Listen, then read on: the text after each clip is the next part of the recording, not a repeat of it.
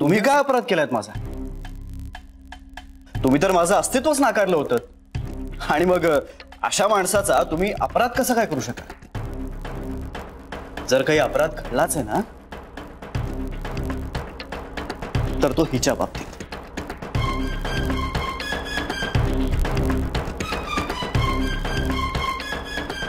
हिनं शिक्षा केली पाहिजे तुम्हाला.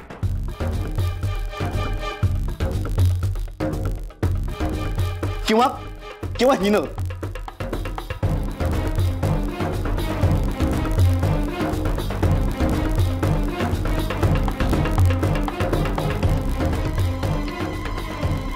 अहो मी कोण तुम्हाला शिक्षा करणार आहे? बरोबर आहे तुझं. वा, हे कमाल आहे.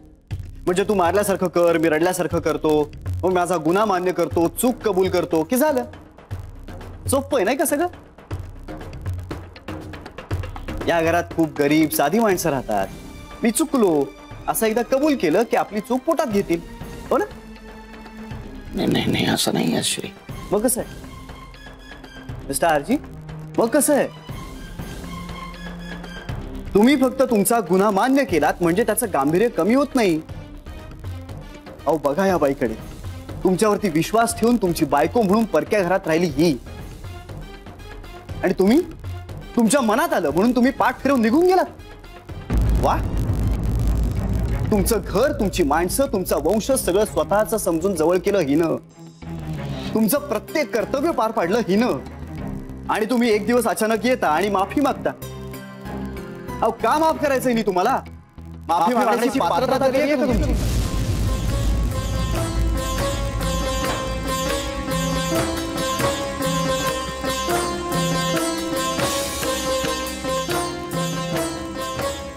श्री काय बोलतोयस?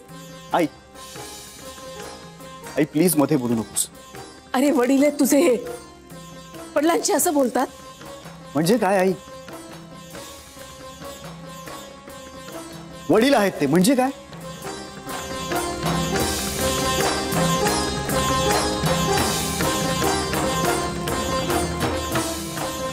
माझी आजारपणं काढली त्यांनी, मला झोपवण्यासाठी रात्र रात्र खोलीत फेऱ्या मारल्या त्यांनी, माझ्या शाळा कॉलेजच्या ऍडमिशनसाठी लाईनीत उभे राहिले ते, माझं कधी कौतुक केलंय, मला ओरडलेत,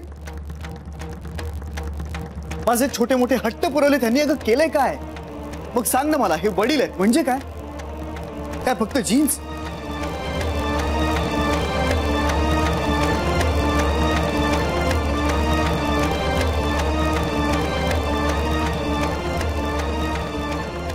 आई माझ्या शरीरात फक्त यांचं रक्त आहे, त्या उपर माझ्या लेखी यांची किंमत शून्य आहे.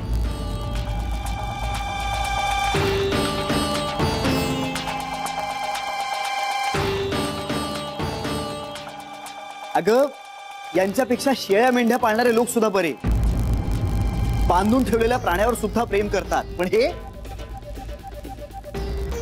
आई यांनी पळ काढलाय.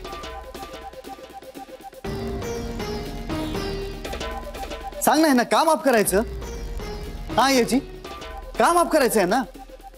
श्री, माफी मागण्याचा त्याला अधिकार आहे. माफ करायचं किंवा नाही हे ज्यानं त्यानं ठरवावं. मग तुमची पात्रता काय आहे हे विचारण्याचा अधिकार मलाही आहे. श्री, तो तुझा बाप आहे, त्या नात्यानं बोलण्याचा प्रयत्न करतोय तो. हो पण मी करत नाहीये. मी फक्त तो माझ्या आईचा नवरा आणि तुझा मुलगा आहे म्हणून बोलतोय.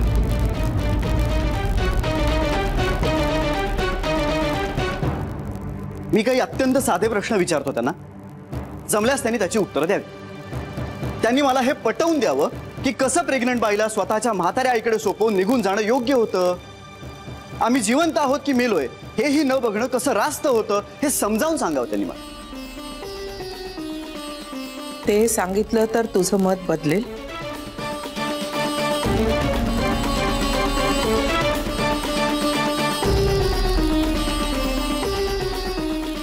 माझ्या आयुष्यातली बापाशिवाय गेलेली वर्ष परत येणार आहेत? नाही ना, अशक्य आहे ते. मग तितकंच अशक्य आहे यांच्याबद्दलचं माझं मत बदलणं.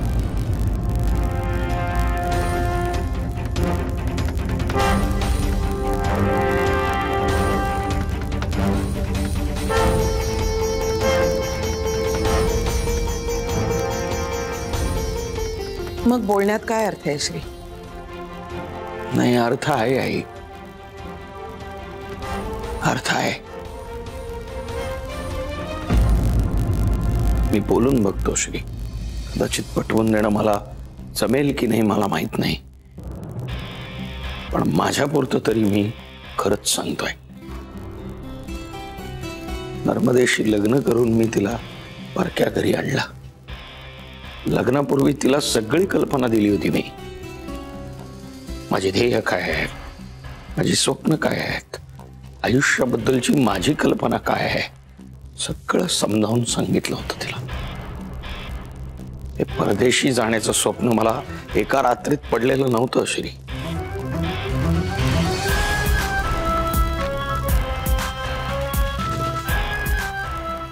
अरे लहानपणापासून एकच ध्येय माझ्या डोळ्यासमोर होतं, आणि ते ध्येय जेव्हा पूर्ण होण्याची वेळ आली तेव्हा अरे तुझी चाहूल लागली. तू तरुण आहेस, तू तटस्थपणे विचार केलास तर तुला कळेल त्यावेळी ती जबाबदारी घेणं मला शक्य नव्हतं. मिस्टर आरजी, जो माणूस मुळात जबाबदार असतो ना, तो वेळ काळाची कारण देत नाही. जी काही परिस्थिती समोर असेल ना, त्यात आपली जबाबदारी स्वीकारतो.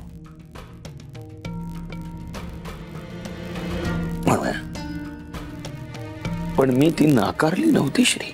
आरजी, तुम्ही माझ्याशी खरं बोलणार आहात असं म्हणालात ना? अरे यातलं अक्षर नाक्षर खरं आहे.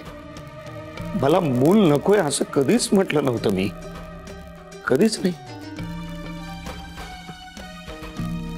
ती वेळ अडचणीची होती एवढंच माझं म्हणणं होतं.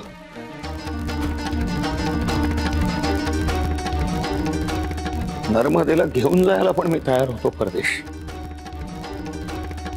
तू जग फिरलेला माणूस आहेस, तुला माहिती आहे की परदेशी स्थिर स्थावर होणं किती कठीण आहे.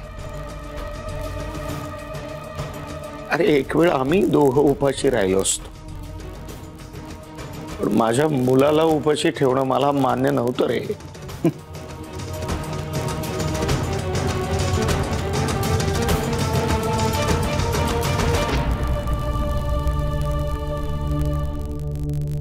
पण उपाशी ठेवलंच, तसं नाही तर असं स्वतःच्या मुलाला उपाशी ठेवलंच.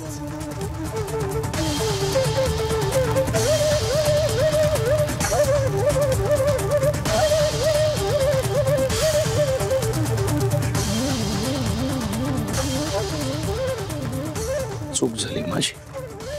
राग आला होता मला सगळ्यांचा. जे मूल जन्माला आलंच नाही त्याच्याबद्दल सगळे विचार करत होते, पण समोर उभ्या असलेल्या ध्येयानं झपाटलेल्या माणसाचा कोणीच विचार करत नव्हता. तुला जवळ करण्यासाठी सगळे मला नाकारत होते, हे माझ्यानं सहन झालं नाही रे.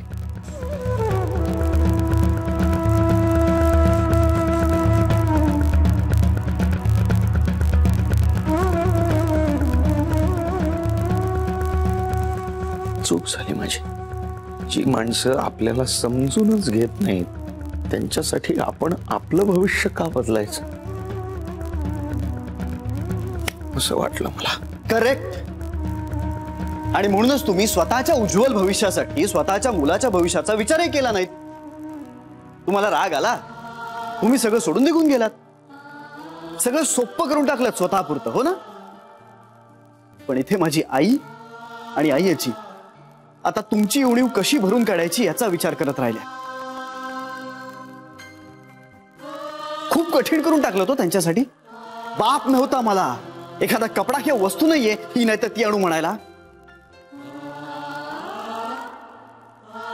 एक सामान्य आयुष्य जगण्याचा हक्क हिरावून घेतला तुम्ही माझ्यापासून.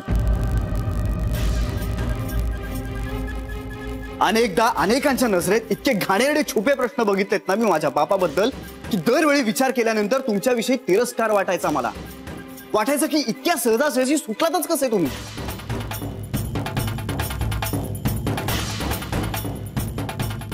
नाही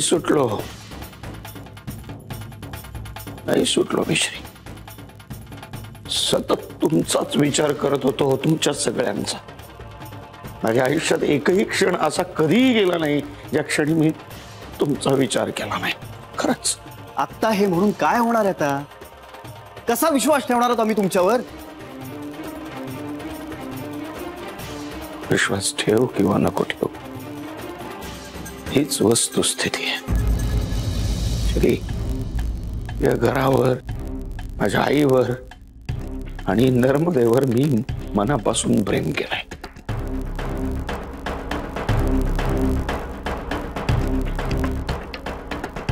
आणि नर्मदेशिवाय मी कुठल्याही स्त्रीचा कधीही विचार नाही केला. उपकारच केले तिच्यावर. श्री, हे बघ, रमाकांत आता घरी परत आलाय. आता जरा सामंजस्याने घ्यायची गरज आहे. करेक्ट, बरोबर बोललीस तू आईची. आता यांना गरज निर्माण झाली आपली. अचानक आलेत कारण काहीतरी गरज आहे यांची. यात अयोग्य काय आहे श्री? मला माझ्या कुटुंबाची गरज आहे आणि सगळ्यांनाच असते. आम्हाला आता गरज नाहीये.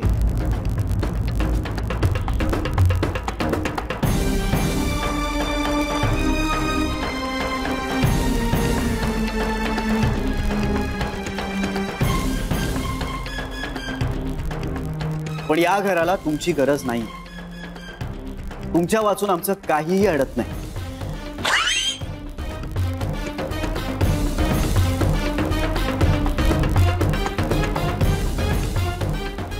तेव्हा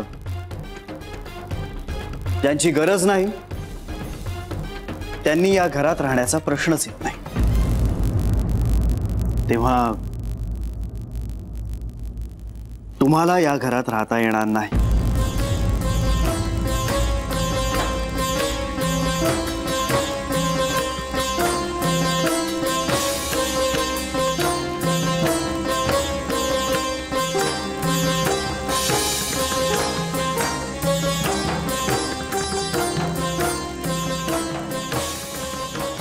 तू म्हणतोस ते सगळं मला मान्य आहे श्री, मान्य आहे. तुझे प्रश्न, तुझे सगळे आरोप, सगळं सगळं सगळं स्वीकार करतो मी. फक्त एक गोष्ट सोडून. कुठली?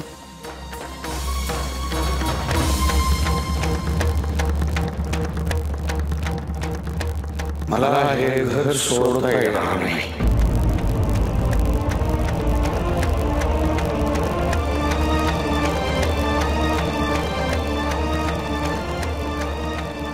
तू हे घर सोडून जाणार नाहीयेस, मला वचन दे.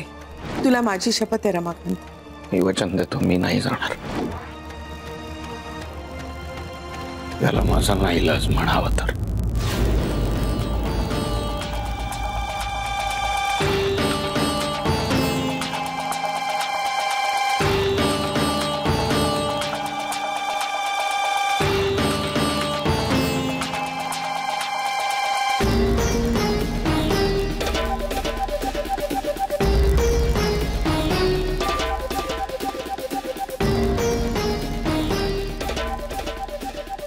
आई, एक मिनिट.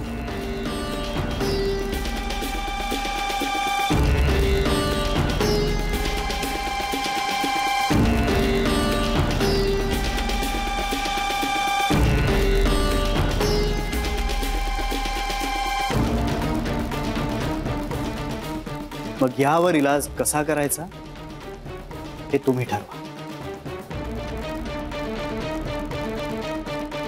पण उद्या सकाळी तुम्ही या घरात नसाल आणि यात कुठलाही बदल होणार नाही.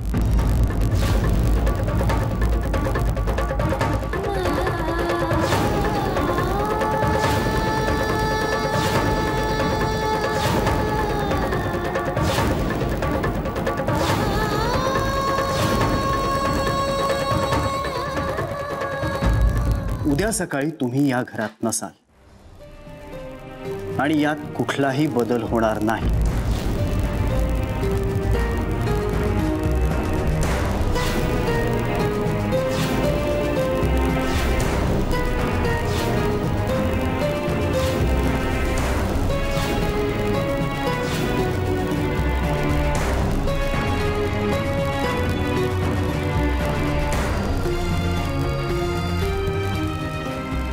श्री श्री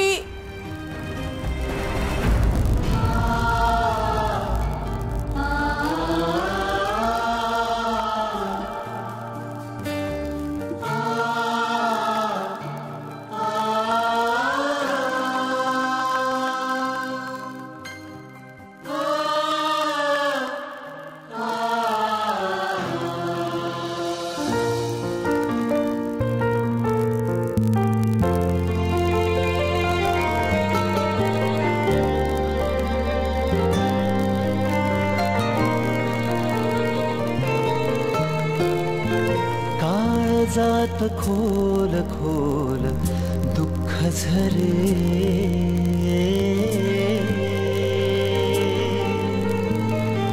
काळजात खोल खोल दुःख झरे,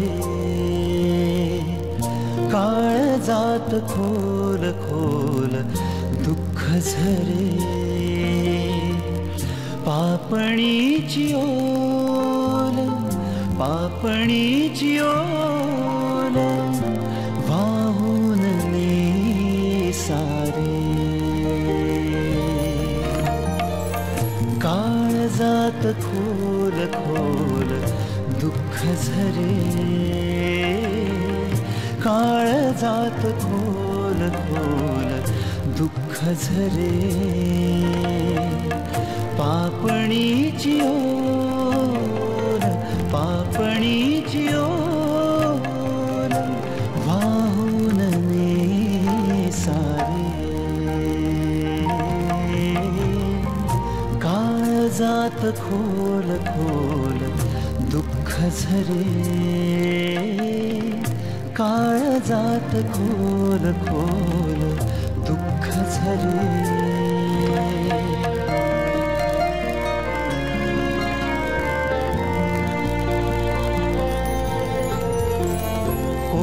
किती चुकले त्याचा हिशोब साधा,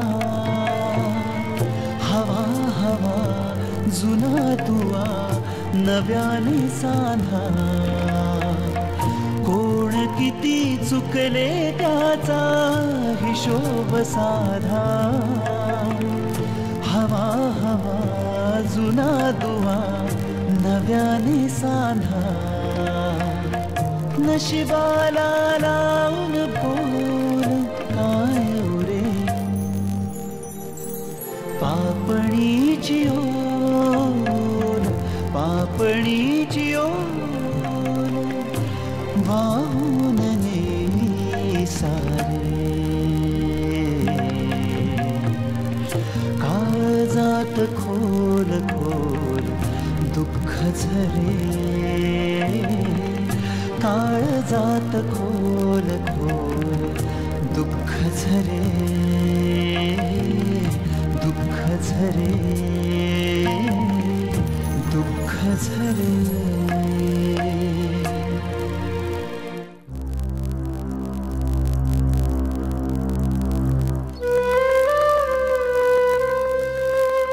मला बोलवलं? हा, सुरुवात तुझ्यापासून झाली, त्यामुळे कुठलाही निर्णय घेण्यापूर्वी तुझ्या कानावर घातलेलं बरं. कसला निर्णय?